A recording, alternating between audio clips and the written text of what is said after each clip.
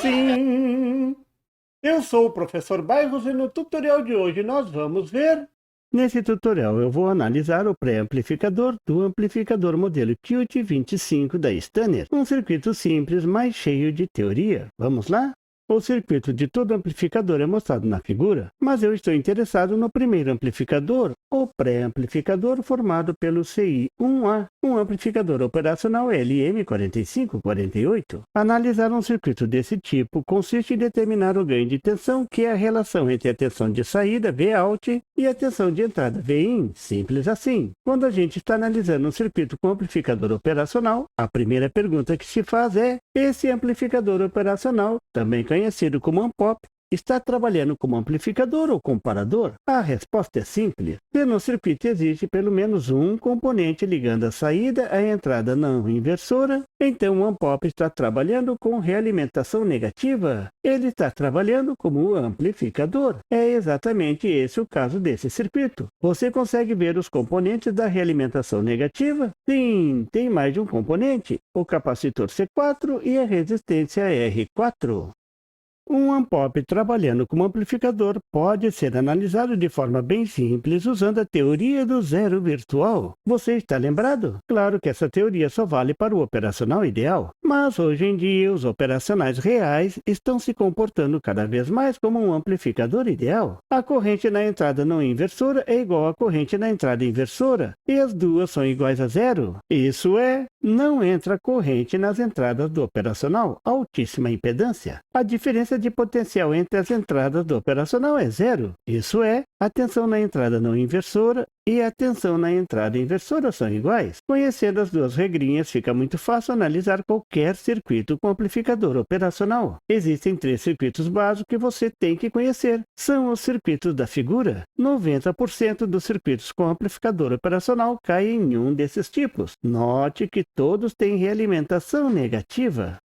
Observe que tem um monte de capacitores nesse circuito. Esses capacitores servem como uma espécie de filtro. Uma forma simples de analisar esse tipo de circuito de áudio é analisar pensando em 3 faixas de frequências de entrada. Em baixas frequências, frequências aproximando da corrente contínua, frequências menores que 20 Hz. Na frequência de trabalho, as frequências de áudio entre 20 Hz e 20 kHz. Em altas frequências, frequências acima de 20 kHz. Nesse circuito, o componente que muda o comportamento com a frequência é o capacitor. Em baixas frequências, todos os capacitores se comportam como um circuito aberto, alta impedância. Na frequência de trabalho, os capacitores acima de 100 nanofarads se comportam como um curto-circuito, baixa impedância. E os capacitores abaixo desse valor podem ser considerados um circuito aberto, principalmente os capacitores em PF. Em altas frequências, todos os capacitores podem ser considerados um curto-circuito.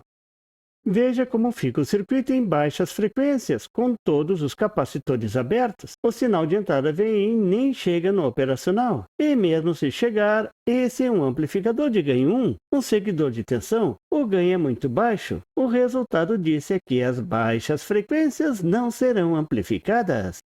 Veja o circuito na frequência de trabalho. Somente o capacitor C4 ainda está aberto. Somente em altas frequências ele se comporta como uma baixa impedância. Você consegue identificar o tipo desse amplificador? Eu vou dar uma ajeitadinha no circuito para você ver melhor. Posso tirar a resistência R6 de 500K, porque ela forma com a resistência de 47K um divisor de tensão. Como 500K é um valor muito grande, a tensão vai cair só um pouquinho. A função dessa resistência é fixar a impedância de entrada em aproximadamente 500K. Isso vai fechar o circuito do sinal de entrada. Veja, ficou bem mais fácil de entender agora, não é mesmo? Esse é um circuito amplificador não inversor. O ganho de tensão é bem fácil de calcular. É só aplicar a equação do ganho do amplificador não inversor, aquele que soma mais 1. Veja na figura. Substituindo os valores das resistências e calculando, o ganho é igual a 8,2. Como o sinal está entrando na entrada não inversora do AMPOP, esse circuito não inverte o sinal, só aumenta.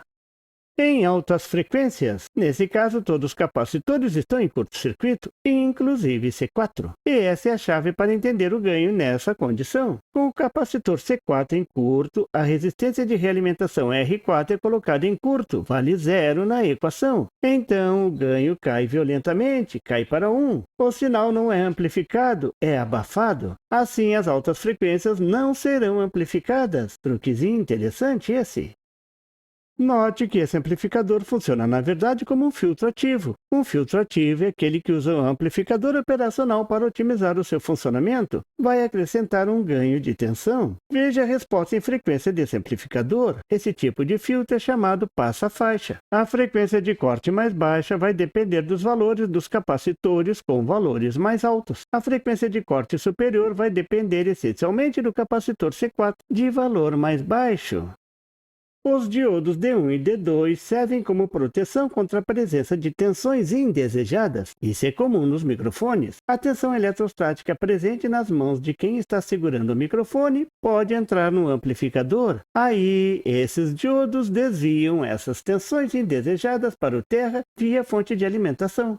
Esse tipo de circuito é chamado de proteção EOS, Electrical Overstress. Essas tensões indesejadas, se não forem desviadas, vão causar um estresse nos componentes eletrônicos que poderão pifar depois de algum tempo. Assim do nada, você já deve ter visto isso acontecer um dia. Então, se isso aconteceu, é porque alguém esqueceu de colocar esses diodinhos de proteção do EOS. Pronto! Você viu como é simples o circuito de entrada de um amplificador e viu nesse tutorial uma forma prática de analisar esse tipo de circuito. E você viu a importância dos diodos EOS. Se dá para simplificar, por que complicar, não é mesmo? E por favor, se você não é inscrito, se inscreva e marque o sininho para receber as notificações do canal. E não esqueça de deixar aquele like e compartilhar para dar uma força ao canal do Professor Bairros. E não tem site? Tem sim! É www.bairrospd.com. Lá você encontra o PDF e tutoriais sobre esse e outros assuntos da eletrônica. E fique atento ao canal do Professor Bairros para mais tutoriais sobre eletrônica. Até lá!